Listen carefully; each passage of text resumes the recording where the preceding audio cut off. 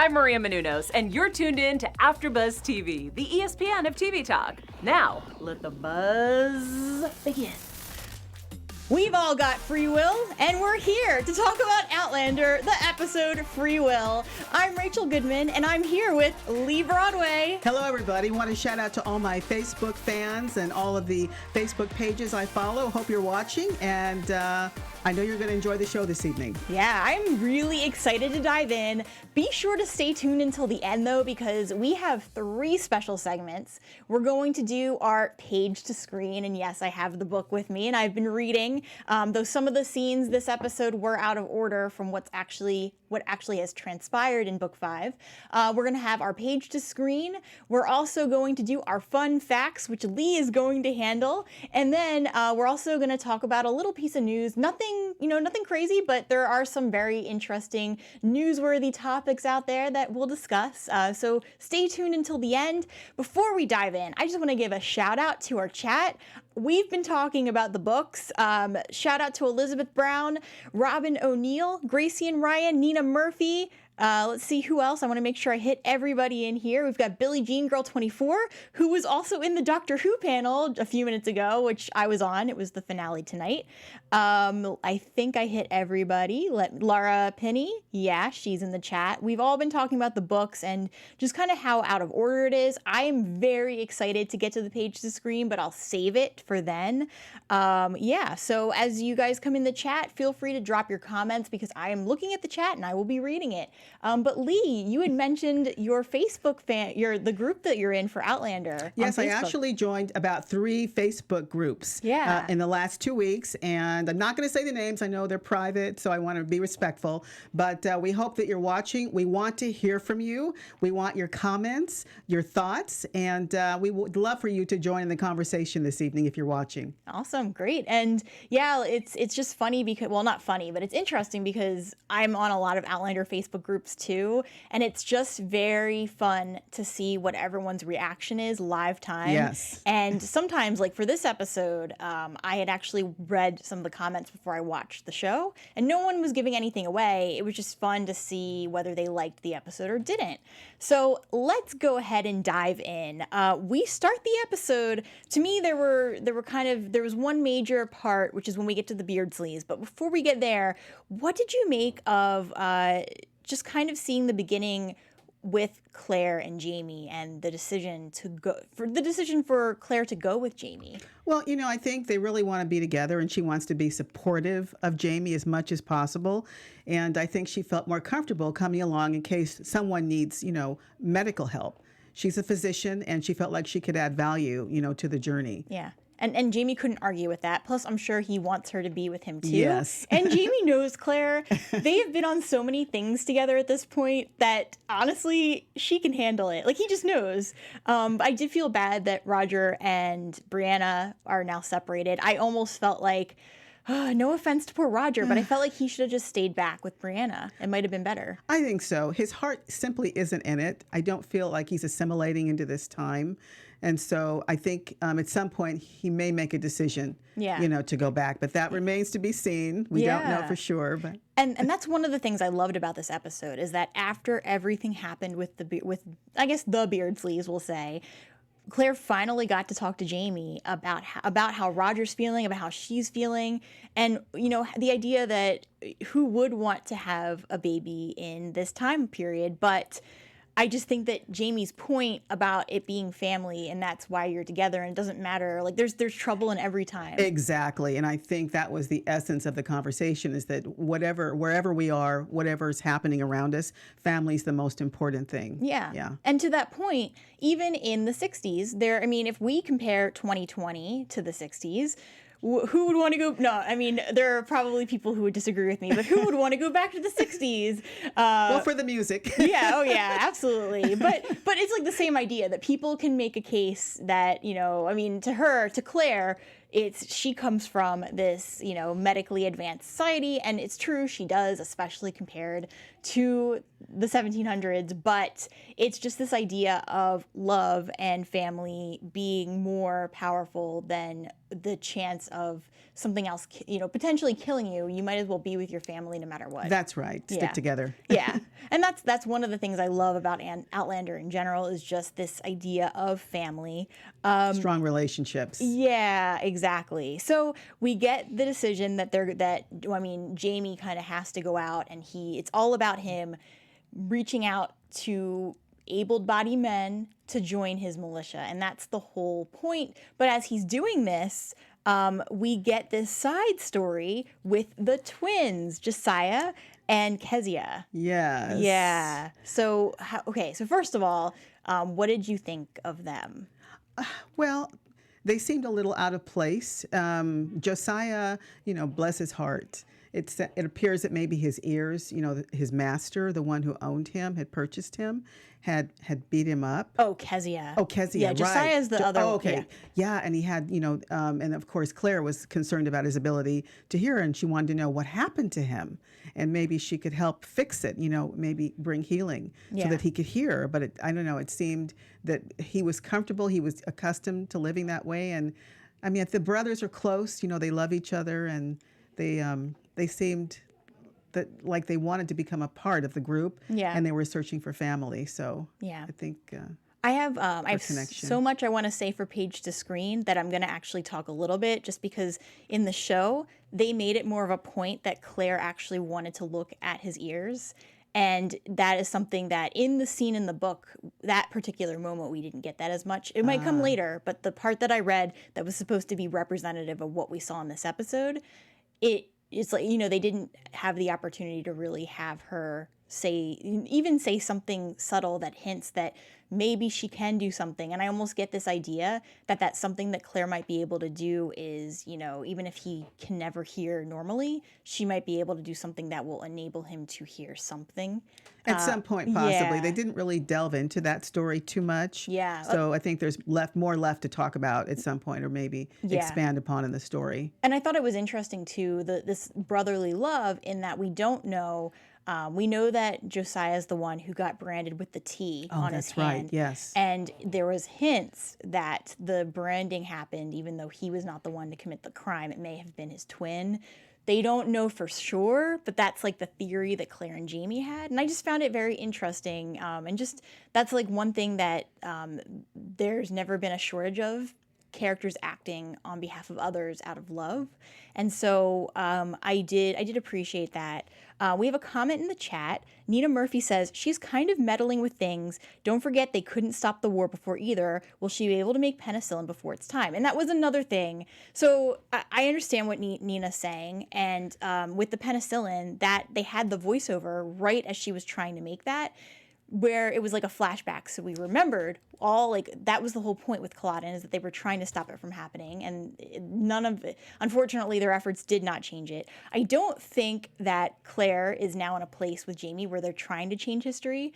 I almost think that it's more about this penicillin being there to prevent one of their loved ones from dying, and not so much the public at large. What do you think? I would agree to some extent. I think she's pulled in both directions. If she can help the people in the time she's in now, in the 1700s, I think that's certainly of great importance to her, to Claire. But also, always in the forefront of her mind is, how will this impact history? And what if I, explore and create too many things and bring too much into this century? What will people think, and how will that expose me? Will that create, a dangerous situation? Yeah. Right? For myself, for my family. But then if people need help and they need healing, she, as a doctor, she has an obligation to heal. That's, Hippocrates. Hippocrates. Yes, correct. Yeah. And that's a great way for us to segue into the situation with Beardsley, because we saw that the do no harm. And to me, it's powerful. It was so powerful on every side. Do you take someone's life because they want you to, because they are in so much pain? Do you, as a doctor, help someone? I mean, you have to. She took an oath, but it's like this idea of you're helping somebody who we can assume was beating and killing not just, one person, but multiple wives that he had. What do you think? Well, I don't know that an eye for an eye is appropriate. I agree with you. Personally speaking. But back then, they didn't have as much in terms of means to bring healing to people. And so, like an animal, essentially, like a horse, if you can't take it out of its misery, then I guess that was the only option.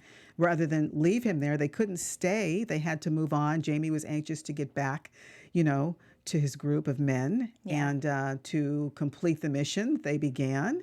At the same time, you have this man, he did a lot of harm to other people, but then he's a human being, and Claire, as a doctor, had an obligation to do as much as she possibly could to help him. Absolutely. So just to, if you're following, for everyone following along at home, we're at the part in the episode where they go to the Beardsleys, who Mr. Beardsley is the man who owns Josiah. Well, I guess you can say own. They're indentured to him to work for him for 30 years from the time that they were caught. Well, not caught, but their parents had died, and so they were brought into this house.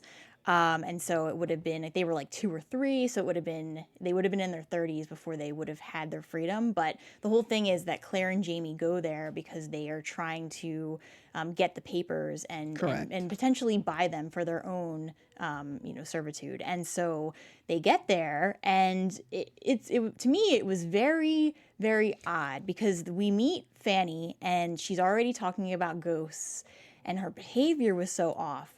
I wasn't surprised when we learned that she had been torturing this man. What did you think about that?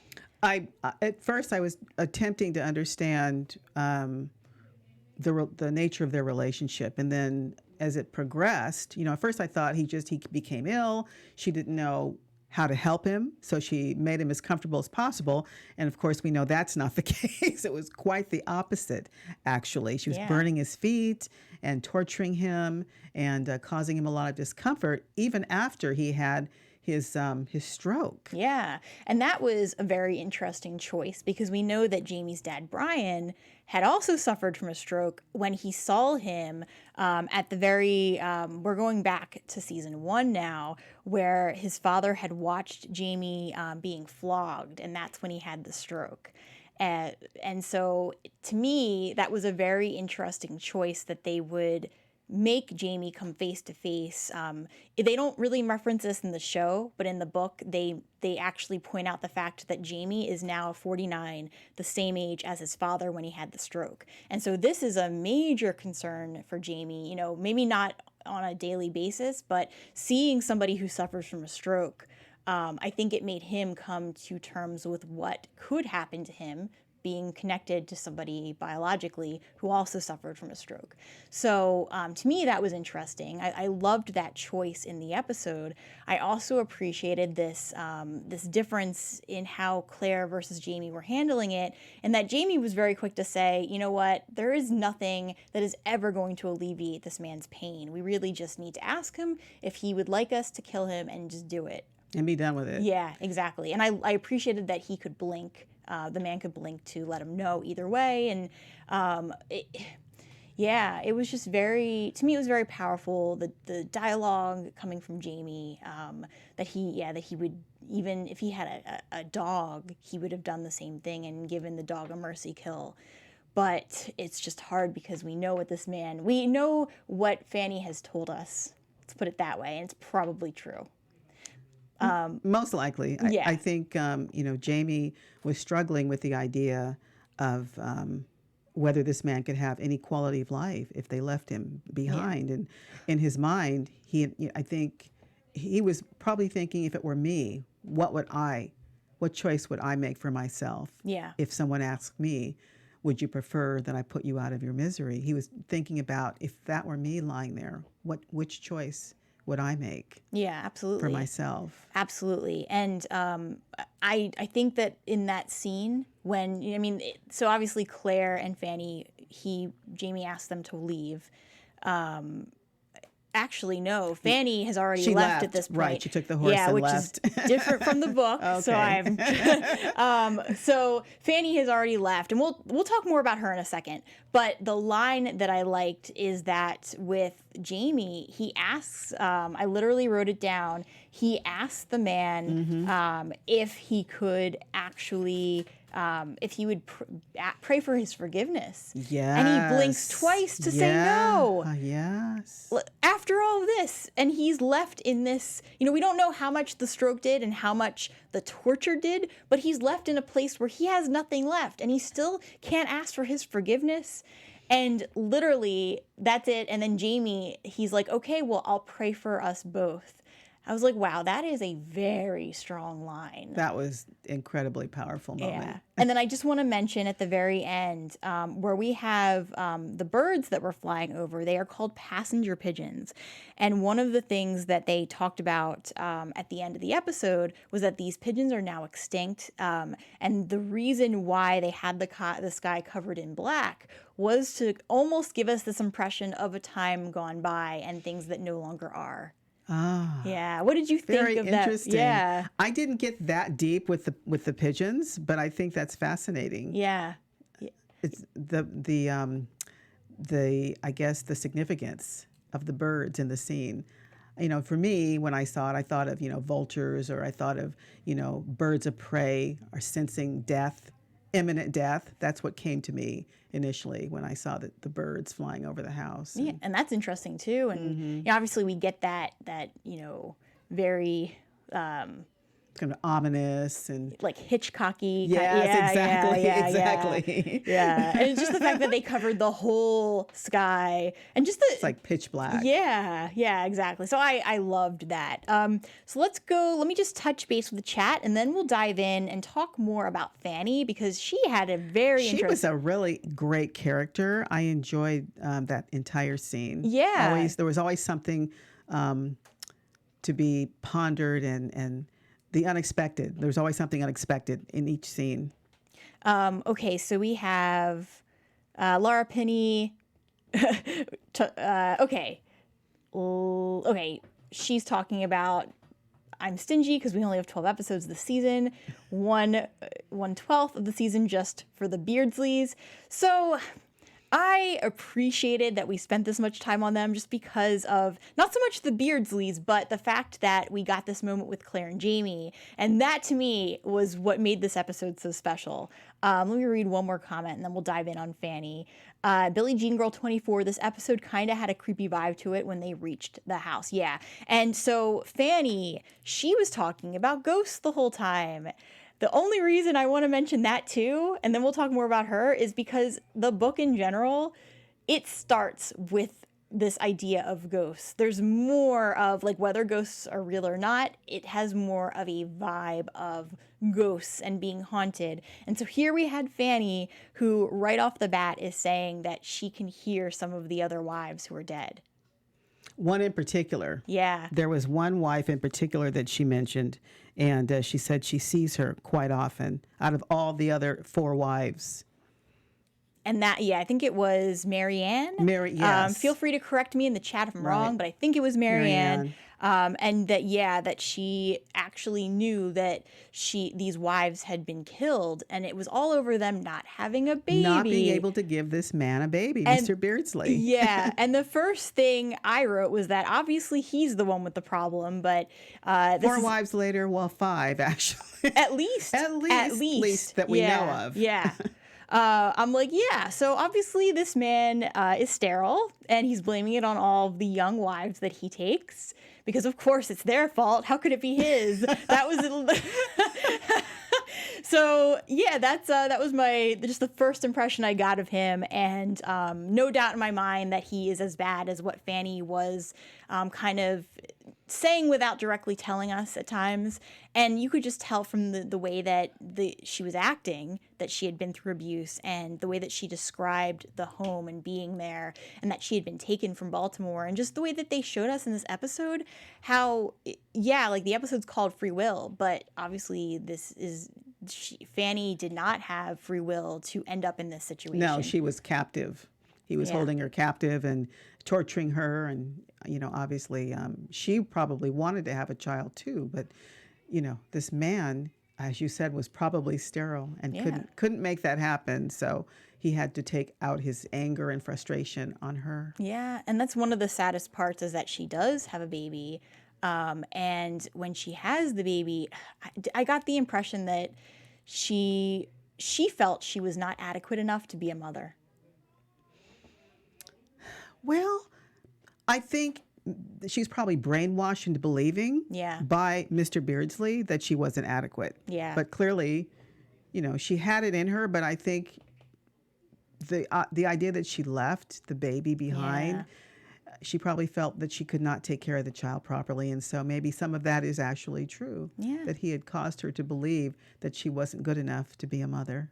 And she's so young too. Like, that's the other thing. So, I mean, obviously back then, if we're guessing that she's about 25, I mean, that would have... That's actually old. Yeah, right, If we're guessing, we don't know her age, but... Lifespan was shorter, most likely. But just to me, like now, when I look at a character like her, I just see someone so young, and so it's hard to take on, not that someone should leave their child, but just if you're told that you aren't going to be good at something, and someone beats you down for 2 years. It was 2 years and some months and 5 months and 3 days, and she had it down to a perfect science. Yeah. So obviously that's a long time to go through abuse, and we don't know what her life was like in Baltimore, other than the fact that she liked it there. Correct. Yeah. So just the entire situation was sad to me when I kind of knew that she was going to leave. And when she walked out and then left the papers with the deed to the house, it said two things to me. One, that she felt like Claire would be a better mother than her. And two, it also made me think that Claire does want another baby. And Jamie too, so they can raise a baby together. I think there's a lot of truth in that statement. Yeah. Claire seemed really attached to the baby. And well, she's very nurturing anyway. Jamie seemed sort of open to the idea, but he didn't say it. But he seemed to, I think, tell you the truth, he'd go along with whatever Claire wanted. He loves her so much. Yeah. I think if she wants to keep the baby, he'd be open to that possibility. Yeah. It breaks my heart because I remember everything they've been through. They lost their first child. Mm-hmm. And then when it came to Brianna, they never got to raise her together. And then any other time, like with William, Jamie did technically get to see him as a baby, and he was there for his, younger, very young years. But it just, to me, it's like Jamie never really got to be someone's dad from the time they were a little baby. And so to me, that would be very fulfilling to see that actually happen. I would enjoy seeing that too. Yeah. He seems so open to the idea of being Yeah, so I'm raising another child. Yeah, I'm almost hoping that's where they're going with it. Who knows? I'm reading book 5 as the season goes along so that I don't spoil it for myself. But I don't know if that happens or doesn't happen. Okay, so at this point, let's go ahead and get into our special segments. I am dying to talk about our page to screen because there's just so much. It's not so much that they changed a lot because the Beardsley scene was similar. They just, as Elizabeth Brown and I were talking about, they changed the order of events. Also, okay, now, P.S., if you have not read the books and you don't want any spoilers or you don't want to hear anything different, you might want to just mute for this segment because I am about to say something that does give away the future, which is that the future in the book anyway, and kind of maybe what happens. But in the book, when they have that scene with Beardsley, she does not, as in Fanny, they don't know she's pregnant. She doesn't have a baby. It doesn't happen in that moment. And so when we were talking to the chat earlier, I was like, hey, that didn't happen in the book. And then Elizabeth and Laura Penny and a couple other people told me it does happen. It just happens later in the book. So that's one of the things that is chronologically different. There's also a lot of really minor differences outside of the chronological aspects. Okay, so the first thing is that we did get a little bit with Roger sitting with with Claire and the other gentleman in the bonfire scene. There was more to it in the books. We don't have a lot of time, so I'm not going to get into it. But the basic difference is that Jamie tried to scare Roger because Roger telling Jamie about the Revolutionary War had scared him. So we got a little bit more between them. Also, the storyline with Josiah and Kezia was tweaked just a tad in that Jamie actually, so we didn't see Kezia at first. We saw Josiah come in. and like he was stealing, and he ran off. Jamie ran after him, and Jamie actually caught up to him, and we don't see this in the book. It's told to Claire after the fact when Jamie comes back with Josiah, but Josiah and Kezia. But basically what Jamie tells Claire is that he caught up to Josiah. They went to the Beardsleys first, grabbed, basically took Kezia, and then came back to the camp where they were staying. And then Claire saw Kezia and knew that they were twins. And it's funny because she wakes up and Kezia is under her cloak. So it's just it was different the way they handled it, similar but different. And so that was the major difference. The other thing I want to point out is that Beardsley, the wife, in the show, she says, when they knock on the door, the wife says, "Oh yeah, he's dead, he's not here." In the book, she doesn't say he's dead. She's very forthcoming with saying, "Oh yeah, no, he's just sick." And then immediately in the show, they didn't know he was there at first. They smelled something, and then obviously it was more of a mystery. Yes. In the book, Fanny pretty much said, "Oh yeah, he's upstairs, you can go see him." And so we cut to that a lot faster. And then the only other thing I really want to mention, there's a couple other things, but I'll just mention that the scene where Jamie was asking Mr. Beardsley if he wanted Jamie to do a mercy kill, Fanny and Claire asked to stay as witnesses while he was doing that. Then they left when Jamie was going to shoot him. So I liked that better in the book because I liked Claire being in the room. The other last thing, it's very random, but in the book, during this whole sequence of events, Jamie actually has a cold. So, and I don't know what happens yet, but I feel like they're having that come about for a very big reason. Between that and Jamie seeing somebody who had a stroke, it makes me think that they're foreshadowing something with Jamie's health. Yeah, so that is my thought. Okay. Interesting. So let's get to our next special segment, which is our fun trivia facts with Leigh. Thank you. So for all of you fans out there, I know you want to know every little tidbit about the characters. And today I'm going to talk about Sam and a couple of really interesting fun facts you may not know. Maybe you do. And I love the idea that he's a sci-fi fan. I'm sure that's probably one of the reasons why he was drawn to this particular role. He's a huge Trekkie. For those of you who didn't know, he loves Star Trek. In fact, he and William Shatner actually tweet each other. Oh my God. And have for a long time, and they admire one another. So that was really interesting. Also, Sam actually played Batman on stage at one point. Wow. Yes, he was in the full uniform, and he said it was a very interesting experience for him. So he did play another superhero character, and that was back in 2011. That's amazing. The other thing I loved is that he is licensed to teach fencing. And yes, and I believe it's saber. There are 3 levels of fencing. There's foil, épée, and then there's saber. Saber is the most advanced. And so Sam is actually licensed not only to use the saber, but also to teach other people. I took 1 semester of fencing in college, and I loved it. That's amazing. Yeah, so that really adds a lot of reality. That's to his role. And I can't wait till we get to our news segment too, because I have some news with Sam. But that's very interesting. Thank you for sharing that. Thank you. Yeah. So okay, let's get to our news segment then, because we'll talk about Sam Heughan. All right, so I don't know if you guys know this about me, probably not. I love Portland. So when I was looking for news for Outlander, I had to share this article. As you can see, you might see this up on the screen. This is an article from Oregon Live. It is fans geeking out because Sam Heughan posted a picture of himself on Mount Hood. Now, Mount Hood is not actually in Portland, but Sam's tweet was something along the lines of, oh, here we go. He put Portland with a blue heart, and he was going skiing. I mean, it's close. It's close, but you do have to drive like an hour and a half without traffic to get from downtown Portland or the Portland area in general to Mount Hood. But just the fact that Sam Heughan was in the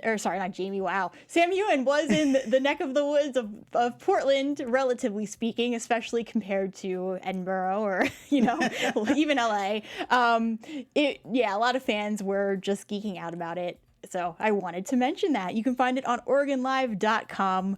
And now for our next news, I found something else. It was actually from Town and Country Mag. Just a couple of facts about just kind of going along, what we were talking about with the actor facts and trivia. Just kind of interesting facts about the show in general that was just published. That apparently Claire was the hardest role to cast. I'm sorry. Then also that the corsets aren't just for show. The female actors are very much wearing them, and that originally the author Diana Gabaldon was not on board with casting Sam Heughan as Jamie. So there's and also season 5 will be the show's shortest yet.